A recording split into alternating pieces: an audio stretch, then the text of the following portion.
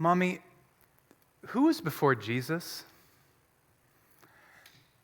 Daddy, you've told me that Jesus was born, but who was before Jesus? I don't remember why that sticks in my mind so clearly, but I do remember at the ripe age of around maybe 7 or 8, I seem to remember walking in the Safeway parking lot, and my parents would take me a lot of times, if I begged them, one in one arm, one in the other, and maybe you do this with your kids, they'd swing you nice and high in the parking lot, real dangerous, cars coming and going, but we have to do this now, and for whatever reason, that question came to my mind. Mommy, who was before Jesus? Do your kids ever ask you these kinds of questions? You know, you're so prepared for these very easy questions, about eternity in the future and eternity in the past, or, Mommy and Daddy, why is there suffering in the world? Things you're prepared for, things you have very easy. Am I the only one who maybe asked? Or, my kids, sometimes they'll rattle off 2 or 3 in a row, and it's like, hold on now. Each one of those questions is like an entire sermon series. So right? The thing that's captivating to me about John's Christmas story is that it's not only very brief, but it's incredibly dense. John, in typical fashion, can say a lot in one sentence. One of my professors in seminary said, John is the easiest gospel to translate, but the hardest one to understand. And so I love the brevity. There's a glory about all the Christmas stories, all the stories of Jesus' birth. There's something that to me just seems especially glorious about John's version of the Christmas story, because it really does kind of answer that question. Who was before Jesus? And to do that, what John does is he doesn't tell us who Jesus is. That's glorious, and we'll get to that. But he actually starts further back. He says, I want to tell you who Jesus was before he was Jesus. Did you know that's what John does in John 1 through 5? He tells us this is who Jesus was before he was who you know him as, Jesus. So if you've got your Bibles, in John 1, John says this. In the beginning, very, very much pulling from the very first page in our Bibles, from Genesis 1, in the beginning, in the Genesis, was the Word. And the Word was with God, and the Word was God. He was with God in the beginning. Through him all things were made. Without him nothing was made that has been made. In him was life, and that life was the light of all mankind. The light shines in the darkness, and the darkness has not overcome it. Who was before Jesus? Now, the other gospel writers, they tell us who was before Jesus. Matthew gives us this very symmetrical genealogy, this genealogy that's meant to trace Jesus back through all the Old Testament promises. If you go back to Matthew 1, you'll see that it goes back through the exile, back to King David, because this is the point of Matthew's story, is to say Jesus is from the royal line of David, and then it goes all the way back into the law and into Moses, and then all the way back to Abraham, all the promises that started in Genesis 12. And so we've got 3 sets of 14 names. Matthew was apparently a little OCD. He needed it to be just right. And so he gives us this very tight genealogy to tell us who was before Jesus. And Luke, as a doctor, very exhaustive. I don't know if we could have read his signature or not, but he goes even further back. He goes farther back to say, who was before Jesus? He doesn't just have 3 sets of 14. If you read Luke 4, he goes all the way back to Adam. You want to get down to it. This is where Jesus came. He goes all the way back to the beginning. But John goes even further. John goes before there was a beginning to tell us the glory of Christmas, who Jesus is. You don't know the glory of who Jesus is until you see the glory of who he was. And John says, before there even was a beginning, there was the Word. And he doesn't give that away until verse 14, which we'll get to. Don't get ahead of me. But in verse 14, he says, that Word is Jesus, and that Word becomes flesh. But in these first 5 verses, he says, in the beginning was the Word. And notice how in 2 sentences he says, this Word is both pre-existent, eternally pre-existent. In the beginning, the Word already was. In the first 5 words, he establishes the eternal pre-existence of this Word. Who was before Jesus? John would say, no one. One Israelite scholar, Martin Buber, had such a hard time getting his mind around this, it made him nearly suicidal to try to get his mind around how could it be? How can we go back and never have a beginning? How can that be? Eternity this way or eternity this way? And it almost drove him to suicide as he was reading and reflecting on Genesis 1. It just defies understanding. And John says, and yet there it is. Christmas is a deep mystery. In the beginning was the Word, and that Word was eternally pre-existent. And not only was it eternally pre-existent, notice it says the Word was with God. Not only was he just there, he was with God. So in 6 to 7 more words, he establishes not only the eternal pre-existence, but also the eternal shared relationship that this Word has, not just with anybody, with God himself. The Word was there in the beginning, and he was with God, and the Word was God. That from time past, eternity past, there was this Word who already was there, and he was sharing he was in equal relationship to God himself. And you know, John is still a monotheist, right? He's a very good Jew. He's a very good Israelite. There's still one God. But what I like to think of with John is John, after coming up to Jesus and seeing who Jesus was, it's like he looked at the one God and he was able to zoom in closer and see that within that one God, there were 3 people. So there's still the unity, but it's like he's brought in closer to see a dynamic oneness between the Word and God, the Father, the Son, and eventually the Spirit. We're only 2 verses in, and notice how much John has already said about this Word. He's eternally pre-existent. There was never a point at which God or the Word never was. You know, no wonder when I don't remember my mom's face when I said, "Mommy, who was before Jesus?" But I imagine it looked something like this. Right? It's just like, what do you say? My mother and father, I don't remember who exactly it was, but they have good reason to pause. And how do you get your head around that? In the beginning was the Word, and the Word was with God, sharing in that deity, and the Word was God. He was with God in the beginning, and through him all things were made. So this Word is eternally pre-existent. He's eternally sharing in deity, and he is the eternal creator of all things. There isn't one thing that God the Father didn't make that didn't pass through the Son's hands. It was all made through him. What of this word? The word in the original language is the word logos, and logos is a really complex idea in the ancient world, in ancient culture, in Greek and Hellenistic times. The word logos its meaning ebbed and flowed, but in the philosophers' circles and in the educated circles and in the elite circles, whether it was Greece or Rome, the logos was like the essential thing.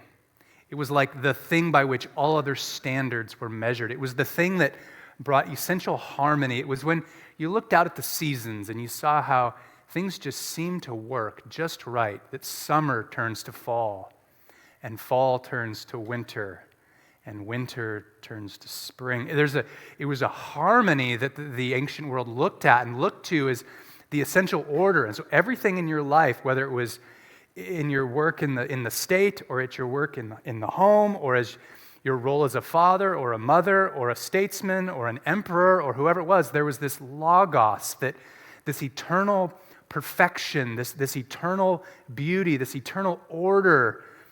Really, the word actually means meaning. There's this eternal meaning, and you needed to be in sync with it. So if you planted your crops in winter, you were out of sync with the Logos. That's not how you should do it. You should plant the Logos, the principle of perfect harmony and unity and meaning and productivity would mean you plant in the spring because that's how things are ordered. And what John does is he takes that concept and he says the Logos is not a concept. The Logos is not a principle. The Logos is a person. John takes all of that freight into the ancient world, and the ancient audience says, all of that is Jesus. That's who Jesus was before who we know him as in the Christmas story, Jesus. What does that have to do with Christmas? It has everything to do with Christmas. Because if you don't see the glory of who Jesus was, you won't see the glory of who Jesus is. Who is this Word? Well, in verse 14, John says, this Word, this eternal, perfect source of meaning, this eternal glory, this eternal life, all of this Word became flesh. And here John tells us the Christmas story in one verse. The Word became flesh and made his dwelling among us. We've seen his glory, the glory of the one and only Son, who came from the Father, full of grace and truth. Eugene Peterson, author of The Message, which many of you may have. I love The Message. It's a really fresh way to kind of read our Bibles. You know, when you're expecting a passage to say something because you know maybe the original wording, and it comes at it with a little bit of a fresh reading. Eugene Peterson, when he stumbled across verse 14, he translated it, the Word became flesh and moved into the neighborhood. The Word, the eternal Logos, the one that has always been, wrote himself into his own story and became flesh. And he made his dwelling among us. So in John's mind, that word made his dwelling is a very rich term. Made his dwelling literally means he pitched his tent in our midst. And what do you know about tents? I mean, when you go out camping, is a tent something that you stay in forever, or is it's temporary, ideally, right? It's not an eternal structure. It's not something that, is meant to be lived in per se. But a tent is something that's temporary, and it's mobile, right? Depending on the side of the tent, you could pick it up and move it. And John's not coming at that with our idea of a tent. He's coming at it from their idea of a tent, the Old Testament's version of the tent. To say the Word became flesh and dwelt among us, literally pitched its tent in our midst, is drawing on Exodus and Leviticus and Numbers, where God gives Moses a template and a plan for the tabernacle, this mobile tent, this mobile place where God's presence would be in the center of camp.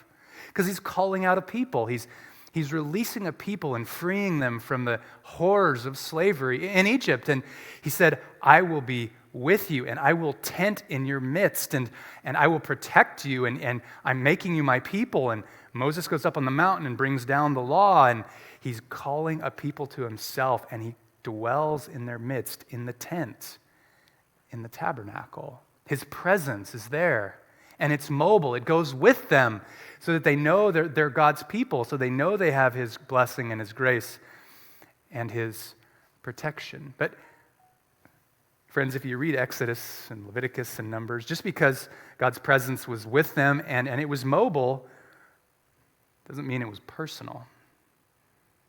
He was with them, and they had great access to him, but it came with a lot of dots and tittles, and you got to do this and you got to do that, and it was a real gift for Israel to have the presence. I mean, for there to have the presence and to know we're God's people. I mean, Deuteronomy 6 makes it clear we're not God's people because we're so great.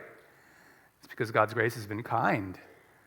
But not just anybody can stumble into the presence, right? Only the Levites can go in and offer the sacrifices. So you come and you present the sacrifices to keep the holy place holy and cleansed of your sins. And you do what you say to what God says, to be covenantly faithful. But not everybody can go in there. Only the Levites go in there. And then only once a year, one of the Levites, the high priests, can go in, and only one person can go into not just the holy place, but inside to where the tabernacle actually was, and could offer a sacrifice to atone and be in God's, only one person, one time a year. And even then, it wasn't like you're looking forward to that day. I mean, get the rules wrong and they'll pull you out because you're dead. I mean, read the history of Israel, right? They're moving the tabernacle and they're not doing it correctly, and it stumbles off the cart and somebody reaches out to stabilize it and they drop stone dead. Right? God's holiness is not to be trifled with. So it's a huge gift. It's a huge privilege to have God's presence and to have it mobile. It goes wherever you go. It leads you wherever you go. It tells you where to start, when to stop, when to set up camp, and it says, I will protect you. But it's a power. Right? Moses is commanded, when you come up on the mountain, tell the people, if they touch the mountain, they die. You know, God's presence is not to be trifled with. It's power. It's holiness. It's righteousness. It's beauty. It's perfection. And so to let them in, to let a tribe of his people in, to let one of the tribe of the priests in even further, face to face, is an incredible privilege. And even then, he had to come in with blood to take care of his sins, to atone for and to keep the place clean and holy. And all of that, John is saying, the Word became flesh and pitched his tent. Just like the days of old with the tabernacle where God's presence was among his people, and yet there's one crucial difference. You could touch this one and it wouldn't kill you. This was a tent that you could hug. This was a tent you could eat fish and chips by the sea with. This was a tent that asked you really hard questions that you didn't have answers for. This was a tent that told you about things that you didn't even know that those questions were on the map. And so John, very succinctly and very powerfully, is saying God's tent, the power and the glory and the majesty and the presence and the protection, has put on skin and has come so close that he's not only mobile and he's not only present, he's personal. He's the Logos. He is the ultimate meaning of the universe that has clothed himself, tented himself in flesh to be in our midst. And John says, that's who Jesus is. Notice who Jesus was. I mean, the glory of who Jesus was makes the glory of who Jesus is just like that's who Jesus is. And John says, and we saw that glory. We've seen that glory of the Logos pitching his tent in our midst. Christmas is captivating. In 5 verses, John is saying all of this. And then he says, we saw it. We saw his glory. And that word saw, we've seen his glory, doesn't mean he just looked at. Like, I looked at it and I saw his glory. No, it means to perceive. It means you could see Jesus and miss it if you weren't looking for it. It means you could see it and it's like an open secret. It's something that's there, but you got to scratch for it. You got to look for it. You got to be digging for it. He's saying we saw it, and everybody saw him, but we saw him, and when it was all said and done, we put the pieces together of who this was. This was the Word, the eternal Word. Let's become flesh. Friends, I want to encourage you and challenge you that Christmas, you could see Jesus, you could sing the songs, you could do all the stuff, open the presents, and you could miss him. Are you looking for him? Are you scratching for who is this Jesus and what has he done and why does it matter? Are you hungry for him? Do you want more? John says if you're looking if you're looking but you're looking to see, oh my, is there glory here? Do you want to go in this tent and see what it's like? This is God's presence that's mobile and it's personal. He can go wherever he wants, and you can follow him. And wherever you are, be found with him. And so John says that. We saw it. We perceived there was something much bigger here than just a mere man. But he also tells us there's something about his glory. It says that it's the one unique glory. Notice that it says we saw him, we saw his glory, the glory of the one and only Son who's come from the Father, full of grace and truth. And, to me that resonates because I'm an only child. And, only child, there's huge issues, right? There's lots of problems with only children, right? We got issues, right? Am I the only one in the room here? Nobody, that's part of the problem. Nobody can come to our aid. We never had a friend, right? No, there's kind of some truth to that. But I'll tell you, if you're parents and you have one kid, there's just all the weight, you're the glory of the family, right? And that's a huge blessing, and it comes with other stuff too. And I think that's part of what John's saying here is, really the idea is he is the unique Son.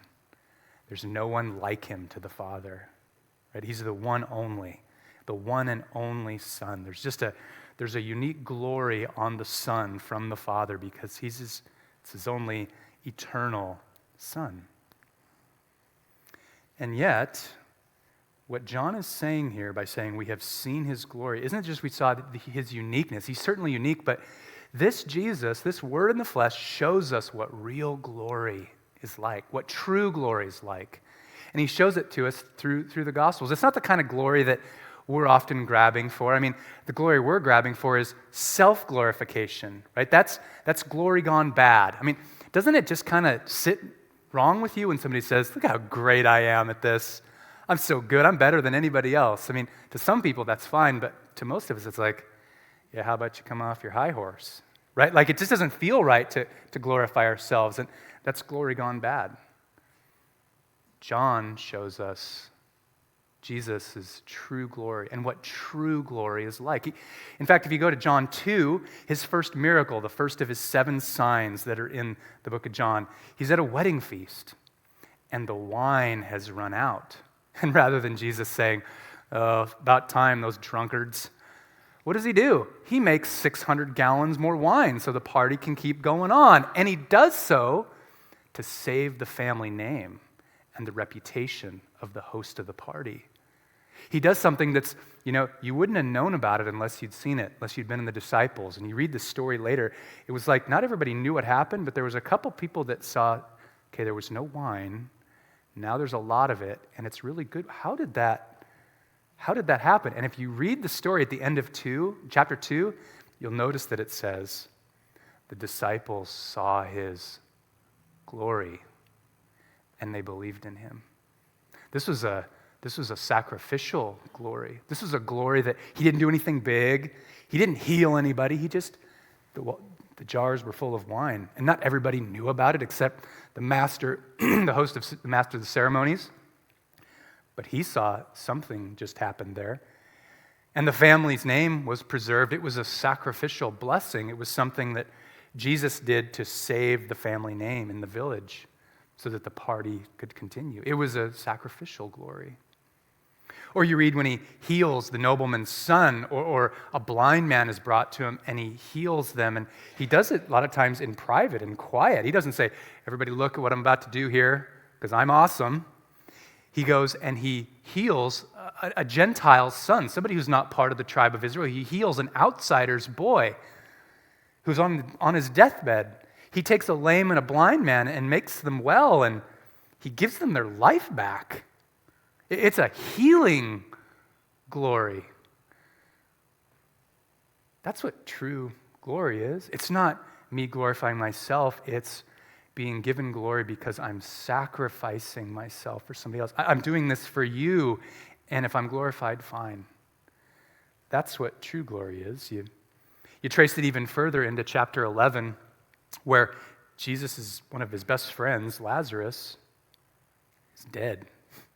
And he waits until Lazarus is really dead. It's like there's kind of a question, maybe if you read 11, like he's really sick. And the disciples are like, we should go. And Thomas is like, we shouldn't, because if we go there, last time we were in Jerusalem, they tried to kill you. And Jesus waits a couple days until he receives word that Lazarus is dead. And and he's trying to tell the disciples, hey, we're going to go back to Jerusalem. Lazarus is just asleep. And they're like, oh, that's good. Okay, well, you can wake him from sleep. And then Jesus stops and he says, boys, Lazarus is dead.